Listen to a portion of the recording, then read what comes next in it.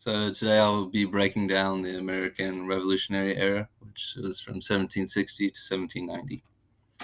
So starting off, I'll just talk about some of the major events that led to the American Revolution. It all starts out with the 7 Years' War. It's also called this because it lasted 7 years between the British and the French over territories in North America. So although the British won, they came out with a lot of debt because obviously war's not cheap. So this led to them taxing the colonists, which all started in 1765 with the Stamp Act. And this was put in by Parliament, obviously, to gain money for the debt that they owed. And they taxed all paper goods.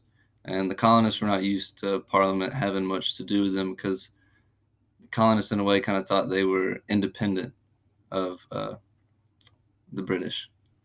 Also, they had the Townshend Acts, which put a kind of like a fine or a fee on import and export out of the colonies. So this next is the Boston Massacre. It was a group of civilians that were harassing British soldiers by throwing snowballs and rocks at them and stuff. And the story was that one of the soldiers opened fire accidentally, and other soldiers started opening fire, and it killed 5 civilians and injured 3. And the people at the time who were, fighting for revolution definitely used this as propaganda to push others to join the rebellion. So next would be the Boston Tea Party. So this is caused by the Tea Act of 1773, which created a monopoly for a business so that they didn't have to pay this fee that the Townshend Act had applied for the colonists. So a large group of colonists raided the harbor and dressed as the Native Americans and dumped all the tea overboard into the harbor.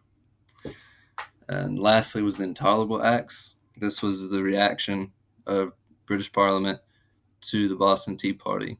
And probably the most famous act out of that would be the Quartering Act, which allowed British soldiers to kind of invade the colonists' personal space by allowing them to stay with colonists.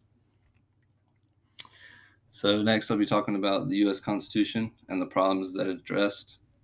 And before the U.S. Constitution was even a thing, it was the Articles of Confederation. And it was created upon that states still had like a strong say in the government, which they still do, obviously. But it was a very weak central national government. And this led to a lot of problems, such as in Shays' Rebellion, where there was no way to protect these people because there was no army, because each state, in a way, had their own army.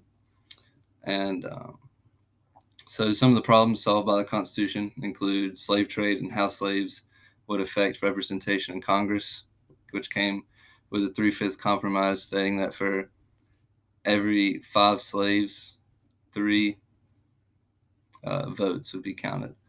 Also, a bicameral legislature, so states would be equally represented, and that's the Great Compromise. This is so that bigger states didn't have more of a say over the smaller states.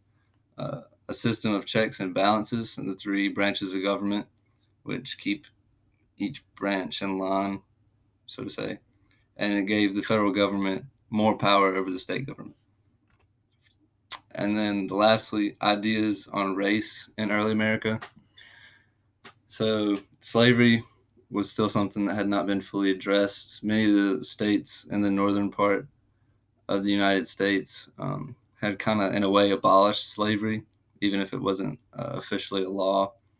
So in January of 1777, a petition was pushed through Massachusetts legislature for the freedom of slaves, and some of the arguments that were used were the same ones that were used from the colonists to the British, talking about it was their God-given right to be free, and how the slaves could even help them gain their independence. And it wasn't until 1807 that the U.S. State Senate abolished slave trade within the United States.